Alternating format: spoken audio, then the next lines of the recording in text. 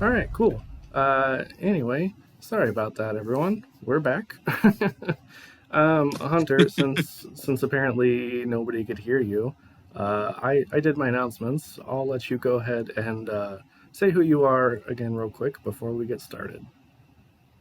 Yeah, my name is Hunter. I am a streamer. I do all sorts of random content stuff. We do a TTRPG morning show on Mondays and Fridays at 8 a.m.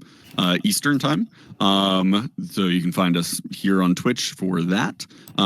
We also do like random other stuff. I do a Humblewood stream over on the Greater Restoration channel. That's very fun. I have a lot of laughs over there. And then I also work with Start Playing and do a lot of game stuff on their platform. So do a lot of stuff all over the place. Yeah, I get that. I do a lot of stuff in a lot of places as well. All right. Well, now that we've gotten all of our normal stuff out of the way, we're going to take off with Ranger Scuzz and Breckett. So, Hunter, I will have you roll our first roll of the day. Exciting. On your D6. A 4. Excellent. If I remember correctly, while I'm getting that pulled up, because of course I forgot, I believe a 4 is where you make up a game in between planets. Okay. So, what are the rules like? Who wins? Ooh, so I mean, if we're flying from planet to planet, I think the game here is turn off the artificial gravity on the ship, and you get up against the wall, and then you kick off of the wall, and see who can get to the other wall fastest. Excellent. I dig it. I'm gonna say probably who wins that is Reggie, the dinosaur who lives on our ship, because Reggie wins basically all games that they participate in. It's hard to compete against a literal dinosaur. They're a child. They're a baby little dino, so you know. Oh, so we have to let him win. Yeah, exactly. I don't buy in on that. You gotta those kids gotta earn that win. All right, so that is our interplanetary travel, and I got a 5 to see how many cards we're going to draw. So that kind of determines, in theory, like how big the planet is or how much there is to discover on the planet. We aren't limited to, like, once we run out of cards, we have to move on to a different planet. That's kind of how I typically do it, depending on, if that planet is just not particularly inspired and we're like, well, you know what, let's go somewhere different and see what happens. We might do that.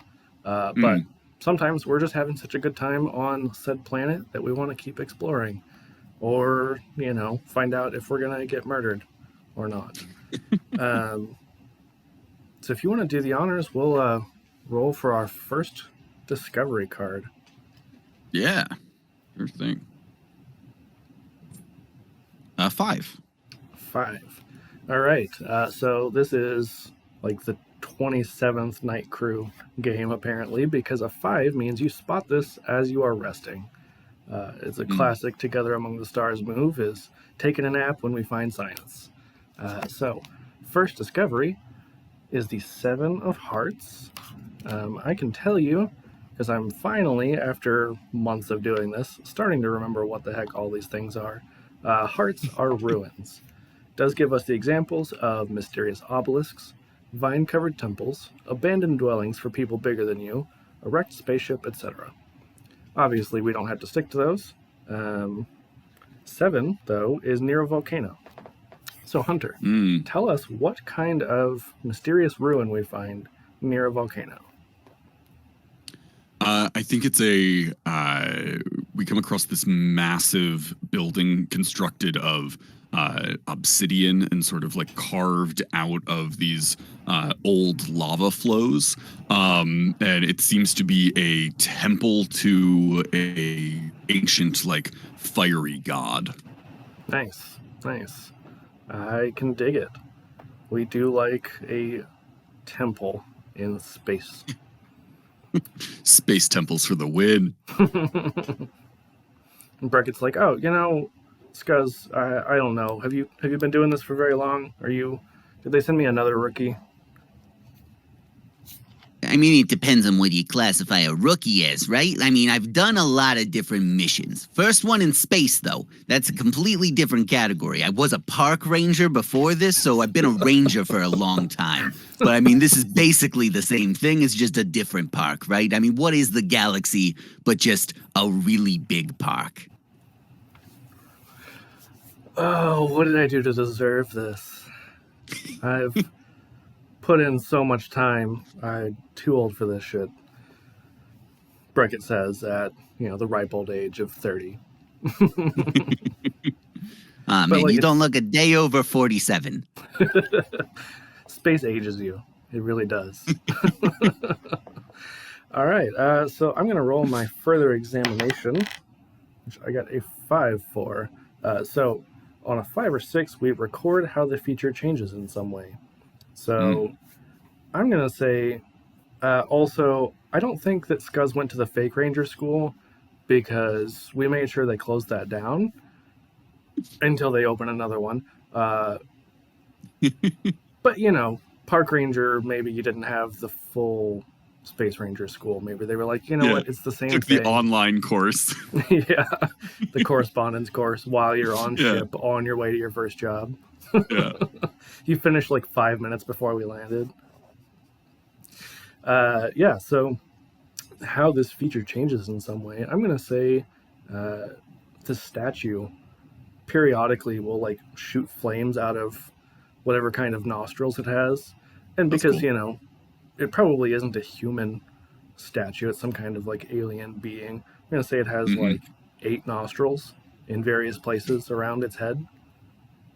It's like the arrangement of like a spider's eyes, but they're nostrils. Oh man, this could easily become the Emily's horror episode again.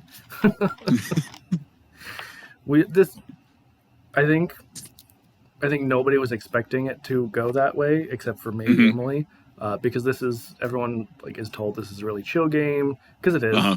It even says in the rules, like, if you feel uncomfortable or threatened in some way, like, feel free to leave anytime because we're scientists. Emily and I just went full on, like, cosmic horror, nightmare. It was terrifying, to say the least. It was fun, but, so we're off to a great start already. It is interesting how many, like, random one-shots that I end up in somehow end up coming back to like, there's some horrible demon monster and it's gonna attack everybody. I don't think I bring that with me, but apparently it follows, so we'll see what happens. You're just haunted. All right. So Breckett's just like, oh yeah, I get that this is your first mission. Most things don't have 8 nostrils, just FYI. Oh, it's good to know. I pull out like a little journal from my pouch and just write like 8 nostrils, uncommon. And of course, Scuzz is like the only person in the Space Ranger agency who carries like a classic little flip notebook with paper. Everyone else has old a tablet. School. Yeah. All right, our second discovery. Yep, Night Crew it is. Got another 5. So as we are resting, we get the Ace of Clubs. Ace, as I say every time it comes up, is my least favorite card in this game because Ace is in a field taller than you. It is entirely vague, and I don't like it. Clubs, though, are plants and other mobile forms of life. Gives examples of towering trees, carnivorous pitchers, giant ferns, glowing weeds, floating flowers, oozing mushrooms, etc. So, I'm going to say as we are resting on this planet, both of us just kind of doze off. It's been, other than the fiery deity, pretty tame. And as Breckett just wakes up, probably because Scuzz is snoring really loudly. Scuzz, wake up. Yeah, what? Huh? These mushrooms weren't here before, were they? Kind of looks over at him.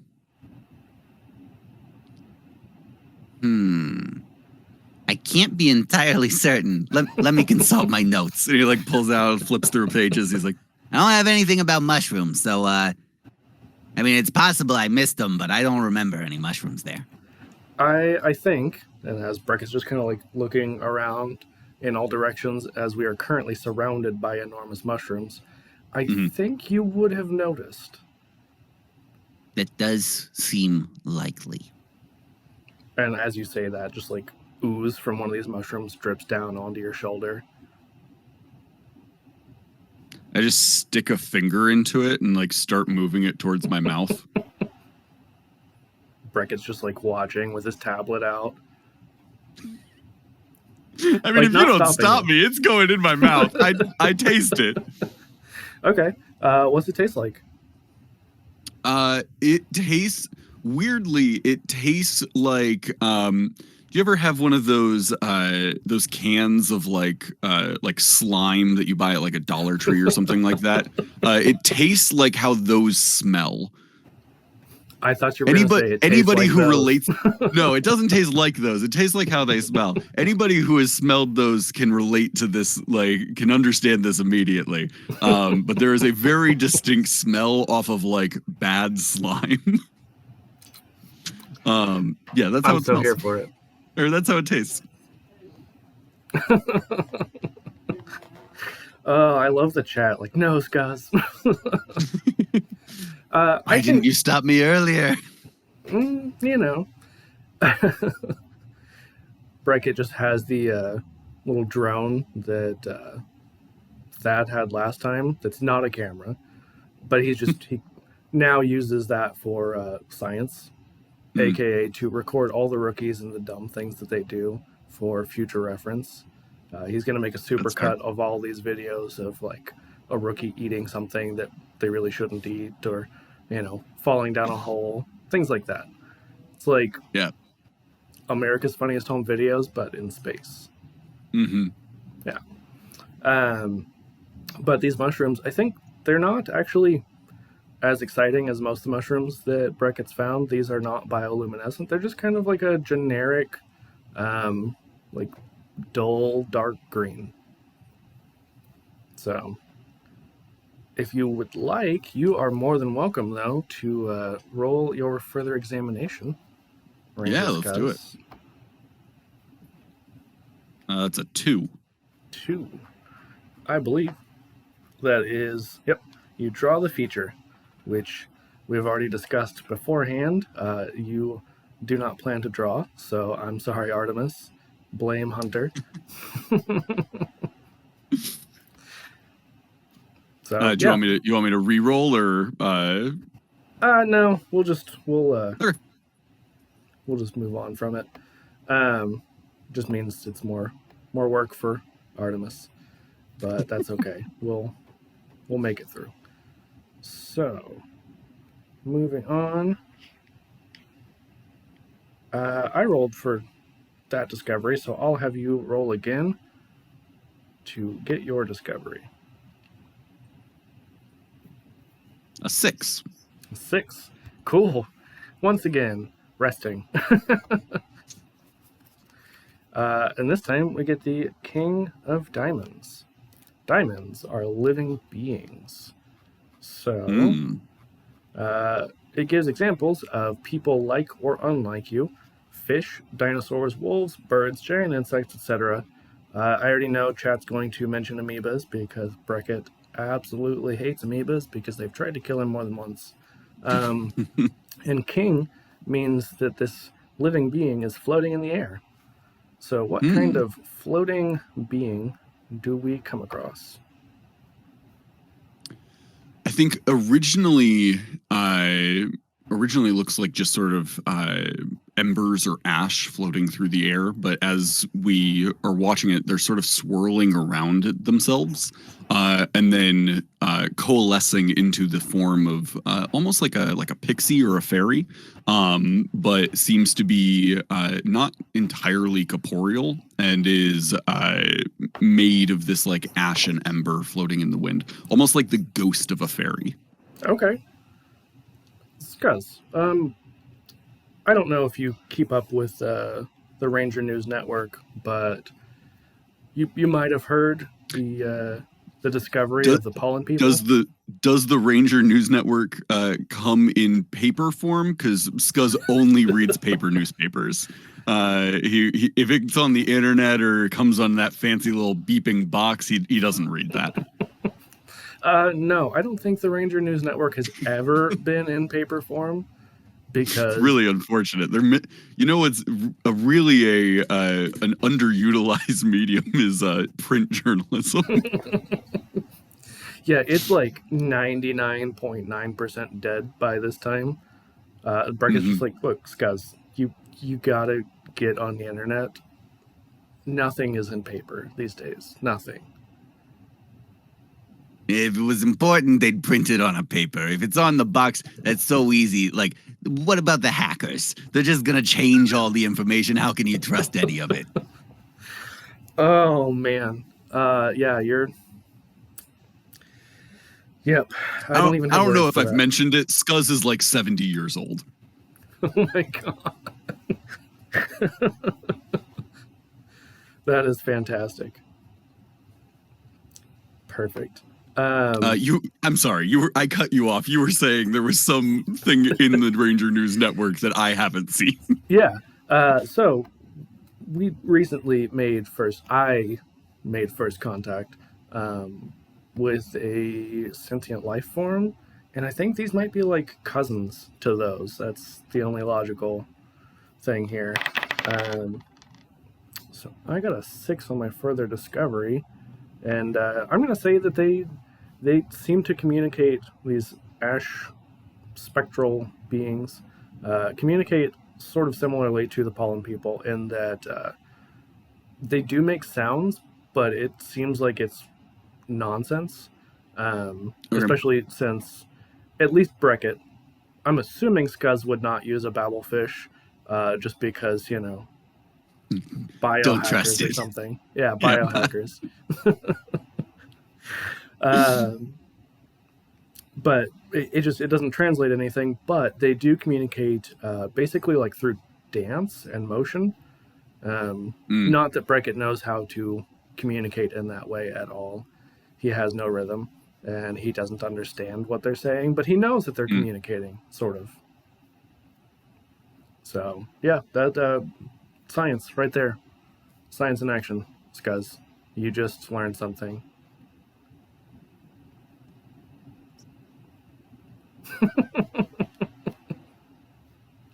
Amazing. All right, let me roll for our next, as I throw my dice off the table, our next discovery. Cool. We are just night crew all day on this, as I got another 5. And it's just, draw another ace. It feels like this planet might be on a nocturnal schedule, and we should just flip what time of day we're on. Yeah. We'll just sleep during the day. Mm-hmm. Yeah, that checks out. Yeah, so I got the Ace of Spades. Again, do not like the aces. Spades, though, are natural phenomena. It gives examples of huge crystal formations, mirages, vividly colored lightning, strange clouds, rocks eroded in strange shapes, veins of precious metals, etc. So, I feel like we're still in said mushroom field. And we noticed that there's like, similar to how neurons in the brain have like the electrical impulses between them, these mushrooms seem to be possibly communicating in some way with like these this colored lightning going between them. Does it seem to be traveling through like some sort of root network that we can see in the ground, or is it like arcing from the tops of the mushrooms to the tops of other mushrooms? Yeah, it's going from like the cap to the cap. That's pretty cool. Yeah, I thought so. So basically, just wait. Oh no, did we get a hydrate? I just see Kayla telling us that we're thirsty and we need a drink. So also forcing me to sit up straight. That's so rude. Ugh. Asking I'm so much taller when I sit up straight. I hate it. It's a lot to ask, really. So whenever you're ready, if you want to, roll your further examination and we'll discuss what it is we discovered. It's a 3. A 3. Ooh. Something different. Let's see. 3 was... add a detail you notice about the feature. So what does Scuzz notice that Breckett did not? Scuzz notices that almost imperceptibly, like it's a much fainter, almost invisible to the naked eye. But there, in addition to those beams of energy that are arcing from the caps to other caps, there's also beams of energy that seem to be connecting the caps to our own heads. Oh, okay. Scuzz. Yeah. I don't know. Don't be alarmed. Do you feel different? Scuzz just sort of stares off into space for a minute. And then The classic 1,000-yard stare. No, I feel about the same. Why, you feel different? No, I feel fine, but there's do you see the arc that's going from that dome to your dome? Yeah. That's not normal. It's not supposed to be doing that, I don't think. Interesting. Full of phenomenons, this place. That's one way to say it, yeah. I'm He's gonna just say kind of running his hand through the beam. I'm gonna say, even though, there's not like another role for it, maybe Scuzz starts automatically just sort of doodling some things. I don't know. You can tell me what kind of stuff he might doodle, whether it's a image or if it's like maybe some sort of other language, but almost like the energy is not really controlling him, but compelling him in some way. Yeah. He's like, he's just drawing out, like a lot of lines across the page. But it's almost like, have you ever seen somebody draw where they're putting lines across it, but just leaving blanks where they want the image to appear? So he's making like almost like a, yeah. So he's just like sort of really quickly like putting lines across the paper, and it's like very small breaks in it that end up like forming into an image as it crawls across the page. What is that you're drawing there, Scuzz? And Scuzz kind of looks at it and he's like, maybe might be Latin. And he like turns it and he's like, oh no, I was holding it sideways. Looks like a map. What makes you say that? Well, this one seems to be like a dotted line, and then there's an X over here. Classic. Yep. That reads to me as map. What's it leading us to? That I have no idea. He kind of like turns the paper over. Yeah, there's no notes on here, and this isn't in English. This is mostly lines. I have no idea what this goes to. Fantastic. I love it. Ooh, Treasure Planet, yeah. Yeah, if you want to roll for our next discovery, we'll see if there's treasure there. Yeah, let's do it. And this will be our last card, at least for our first set. So That's a 1. a 1. Okay. 1 means that this is an arduous journey to get to.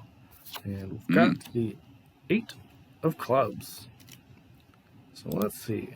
Clubs are plants and other immobile forms of life.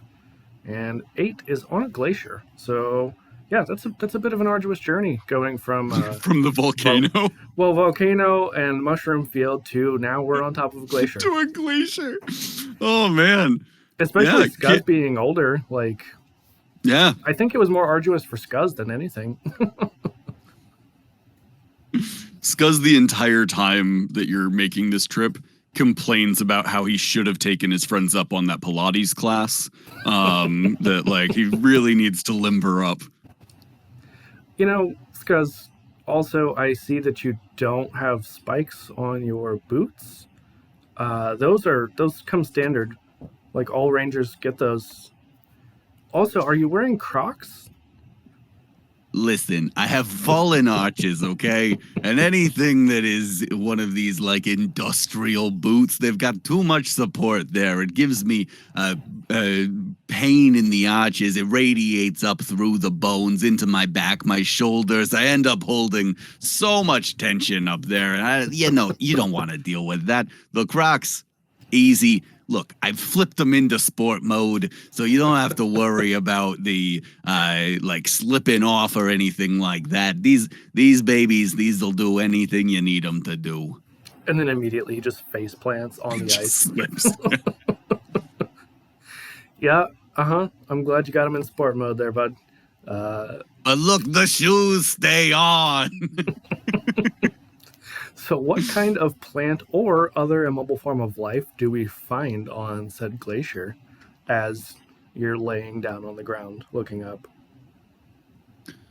I think as we're looking up at the side of this glacier here, and as the sun is sort of moving, the light casting across it, we can see that there is like something frozen inside of the glacier that looks vaguely humanoid, but hard to tell inside of the structure. I'm taking immobile form of life very literally. Yeah, absolutely. So Breckett just kind of like starts scraping off some of the ice, trying to get a better view of it as he investigates. And got a 4. I believe I just add a detail. Yes. So add a detail I noticed about the feature.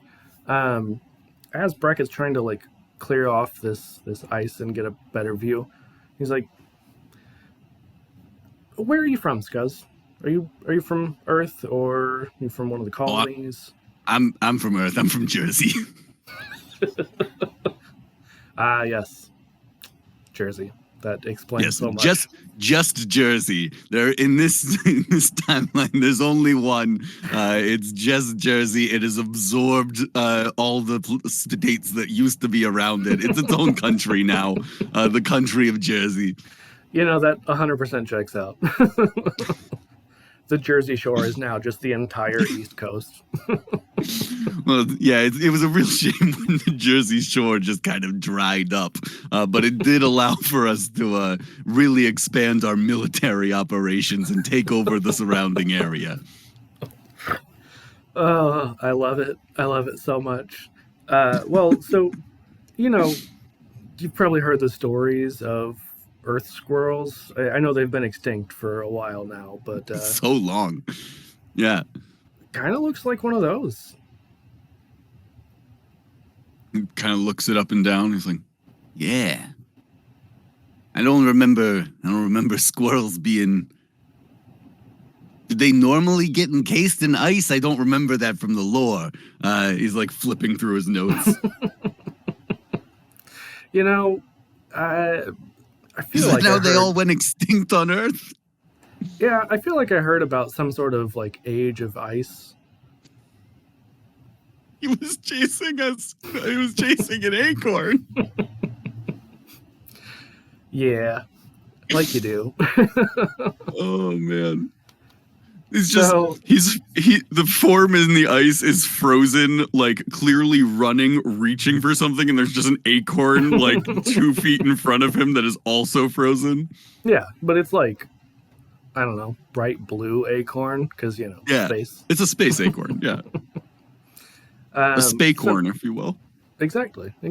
You get it.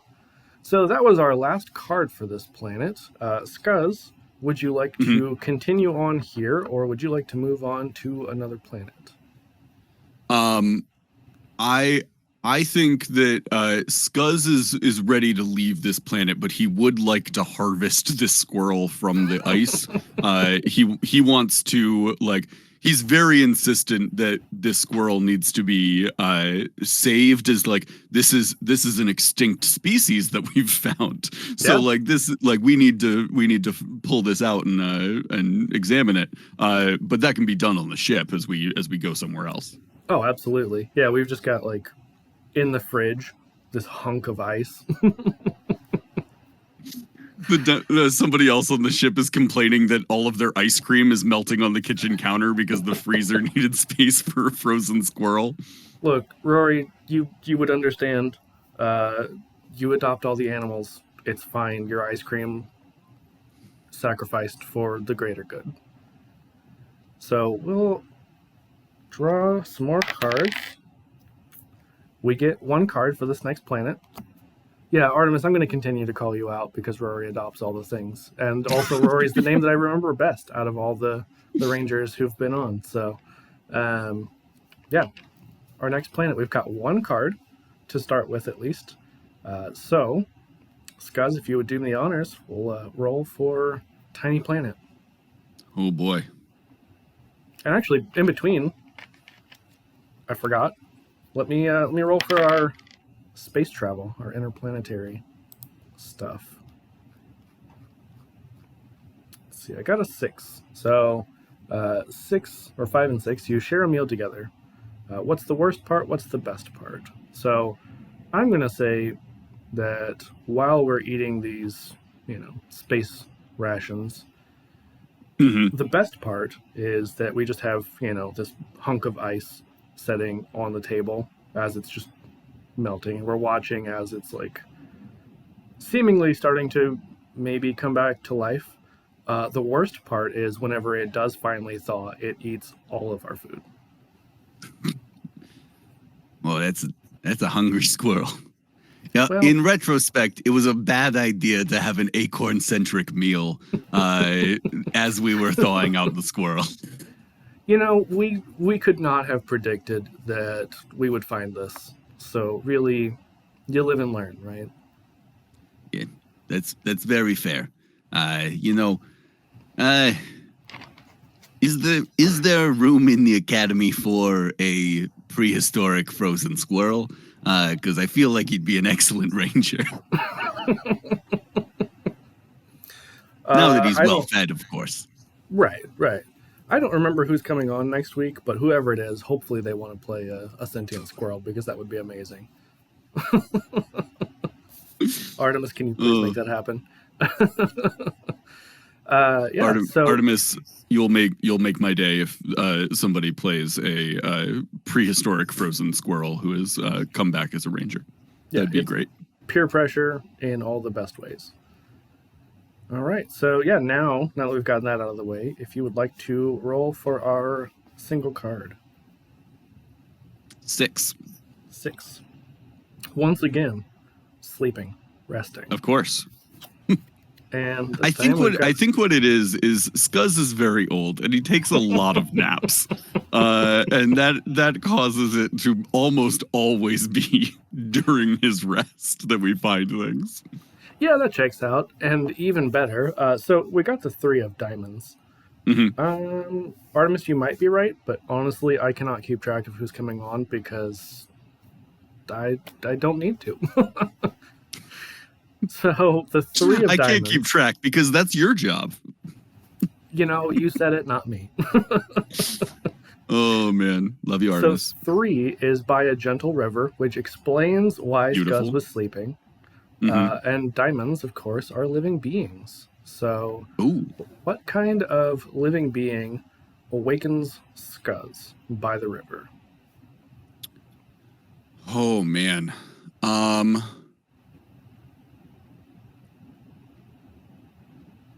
I think that we are awoken by the sound of like something large moving through the water.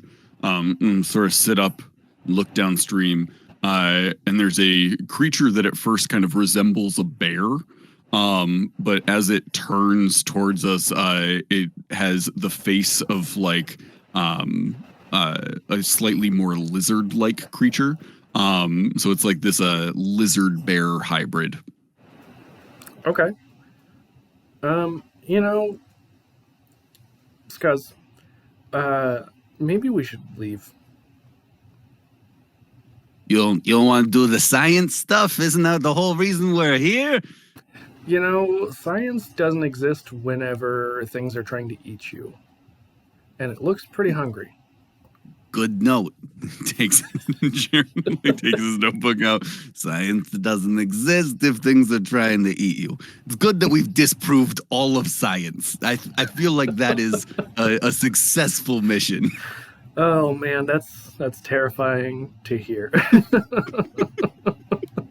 And I'm not going to roll an examination on that one because we're running away. Howard.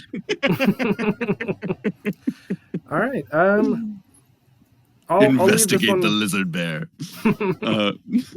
Yeah, let me just see what I get. Oh, I got a 5. So as I am running away, it changes as it charges after us. Yeah, Breckett's instinct was correct. It is trying to eat us. I told you. Fantastic. I told you, Scuzz. You get a like 12th sense whenever you've done this for as long as I have. So Scuzz is just do we make it back to the ship? Yeah. Oh yeah. Scuzz, you're like lecturing Scuzz about like, yeah, you need to like if there's dangerous things, we need to run away. And Scuzz is just nodding sadly, and then he just holds up one foot where you can see his croc is not on his foot. One foot is completely bare, and he's just like, they weren't in sport mode when we had to run. Listen, Scuzz. Maybe crocs are not ideal. I think you might have gotten some frostbite back on that glacier. Just saying. One of his toes is missing. You're lucky it's only one. Let's be honest here. Yeah. So, I'll leave it up to you. We're almost at, roughly an hour since stream started. We can draw some more cards and keep going, or we can end it here. That's totally up to you. I think as we're flying, Scuzz tells you that he doesn't think he's cut out to be a ranger, and just but he knows he can't go back. Right. You get into the deep backstory of Scuzz that he's court ordered to be like, this is his community service. Like he can't go back to Earth. And so he essentially is going to ask you to help him find a planet that you can just like lose him on. Oh my god, that'll be the second it's a ranger shame. that I've lost on a planet. The second in a row too. He says, don't even worry about it. No one will question the fact that I didn't make it off of a planet. I also like the idea that it's not that he can't go back to Earth, he just can't go back to Jersey, which basically owns most of the Earth now. Yeah, we can't go back to Jersey, which is what we call the planet that all the humans originated on. Yeah. So I would love to find one more planet that we can have Scuzz retire on. Absolutely, and I'm being told by Artemis that we're doing one more planet. So if you would roll me how many cards we're going to draw, and of course it's probably going to be 6 this time because it's my luck. That is 4. Okay. All right. So, trying to think. You got the last discovery, right? Because you saw the lizard bear.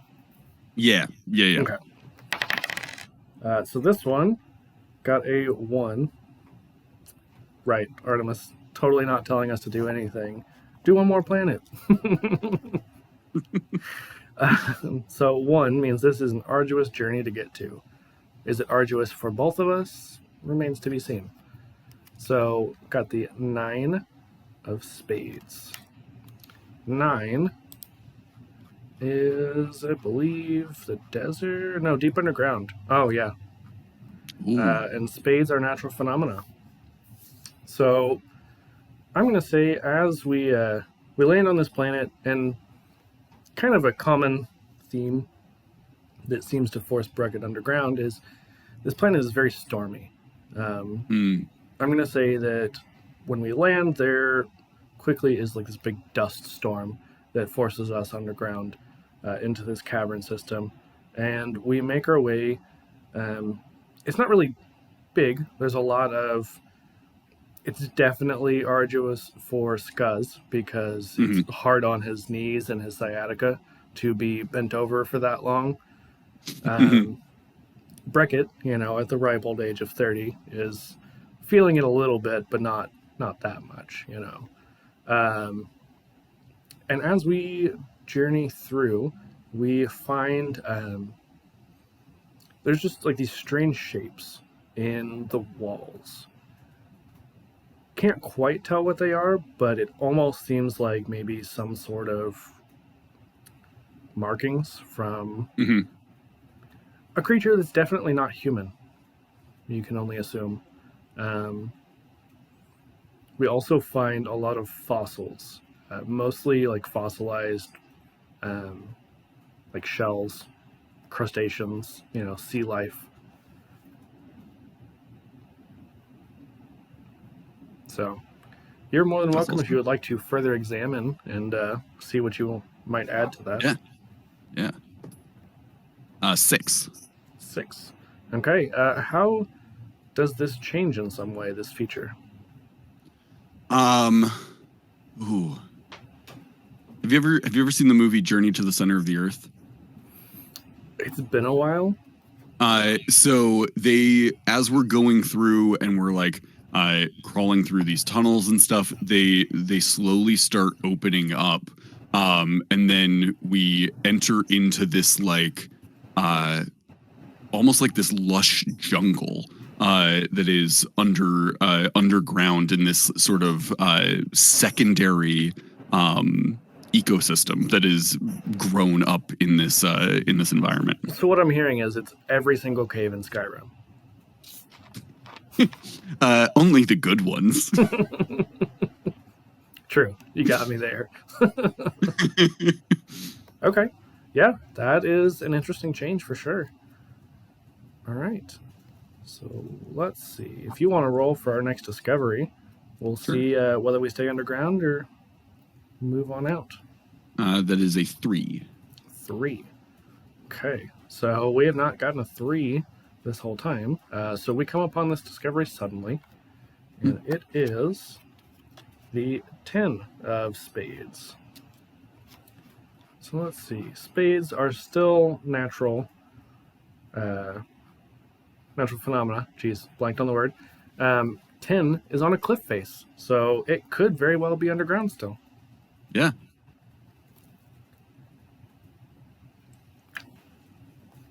So what do you find on this cliff face?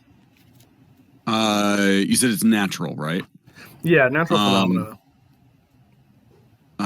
Yeah, I think what we find is there are like all of these vines and plants and stuff that have sort of grown up the sides of the walls on these in this underground chamber, and they grow out into these different like platforms and like levels and stuff. So you could like theoretically climb all over inside this area to different areas, different levels that all have completely different stuff growing in them. You know, Scuzz, this kind of seems like a nice place for you to retire. Kind of looks around, starts taking off the like the ranger uniform that he's been wearing, and as he takes it off, you see that he's just been wearing his park ranger uniform underneath it. He just nods. He's like, I'm home. Yeah, this'll bring some order to this place. This'll be good. Okay, well, hold on. Before you go retiring right now, you know, we've still got a little bit more exploring. He's in the process of like walking off. Got a little bit more exploring to do. Come on. Yeah. Sorry. I'm getting ahead of myself. So as we are kind of examining all this stuff, we notice that there's movement in some of like the more distant areas, like maybe inside of essentially a building. We see something moving, and Breckett, having met something that he thinks is the same kind of creature, starts to Scuzz, it just sounds like weird animal noises. But the babblefish is like helping him to translate as he speaks Ewok. Because of course, you know, Ewoks are a thing in this. Yeah, and we see that several of these little like teddy bear people come out and just start gathering around Scuzz. And they're just, to you, again, still speaking gibberish. Scuzz just keeps profusely apologizing that he doesn't speak French. That's definitely what they call their language, Scuzz. Anyway, we'll be back. You don't understand what Breckett's saying, but he's like telling them like, we'll be back. This guy is gonna live with you now. He's not food, I think. So let me roll for our next discovery. Got a 2. So once again, Scuzz has got to put in some work with an arduous journey. But we've got a 9 of diamonds. So still underground, and diamonds are living beings. So I'm going to say, as we're further exploring this cave system, we come across like these enormous lizards that are crawling around on the ceiling of another large open area. I'm going to say these are like scintillating in color, you know, just ever changing, this rainbow of different colors. Love that. Scuzz, do you want to do some examination? You want to do some science before you retire? Yeah, I can do that. Do 1 science, please.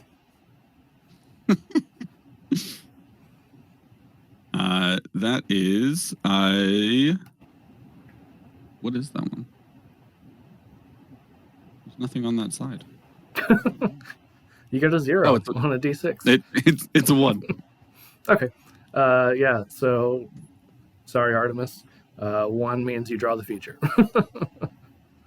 It's this. So I have these die that like the color like shifts on the number. Cool, yeah. And so when I like rolled it, it was like laying in such a way that the number just sort of blends into the die like that. Yeah. And I like picked it up, and then I was like, oh, there's the number.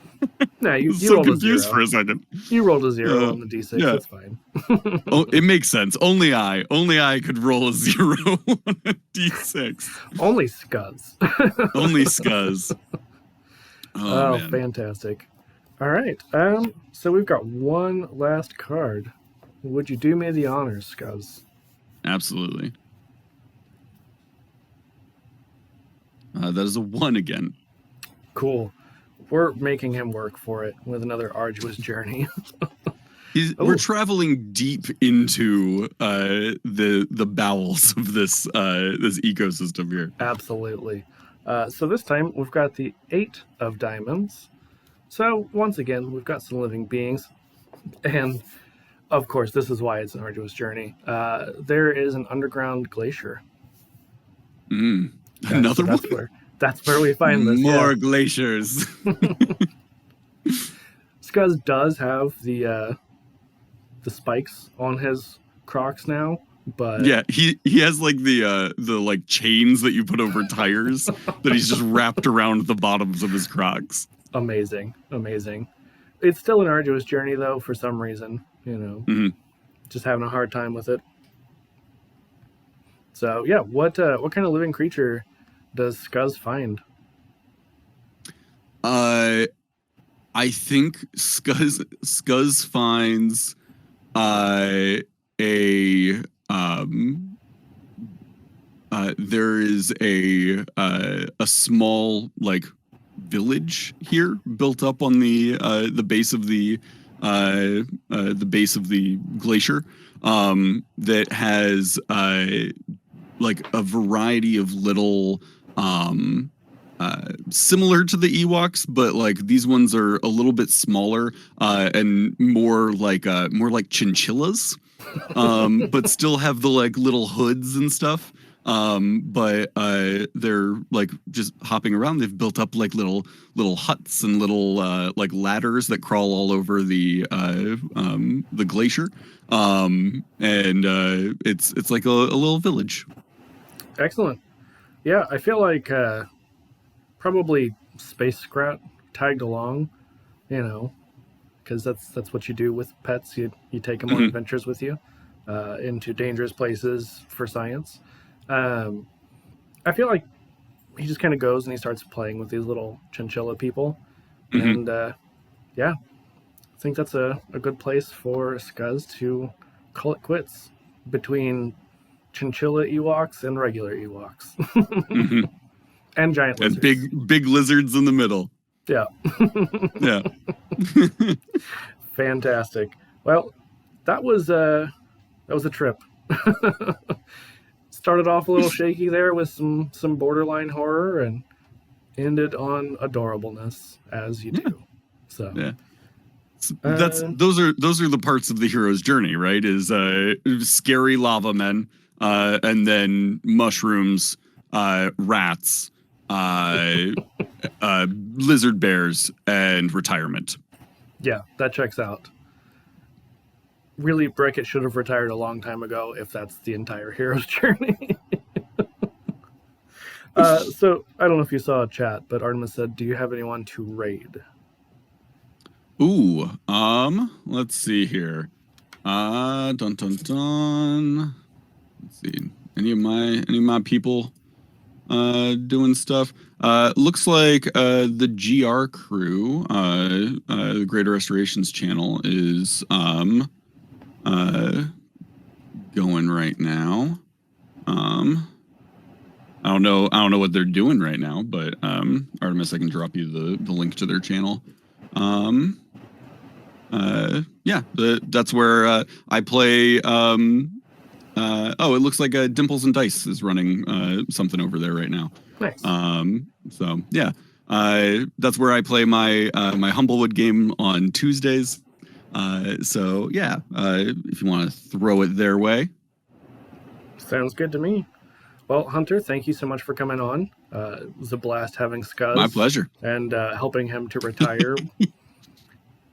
Absolutely. I feel like if you ever in the future end up like landing somewhere and it would make like absolutely no sense for Scuzz to be there, he's probably found his way onto a ship at some point and has just gone to a different place. Yeah. He helped the Ewoks build their first ship, and yeah, now they're all vacationing in space Bermuda. Yeah.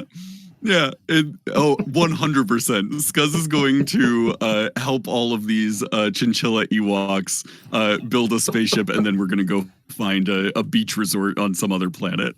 That sounds amazing. I cannot wait to run into him in some random ass place. All right, well, that's all we got. So I'm going to throw us over to our ending screen, but we will see you all next time, and make sure to stick around for the raid. Later, everybody.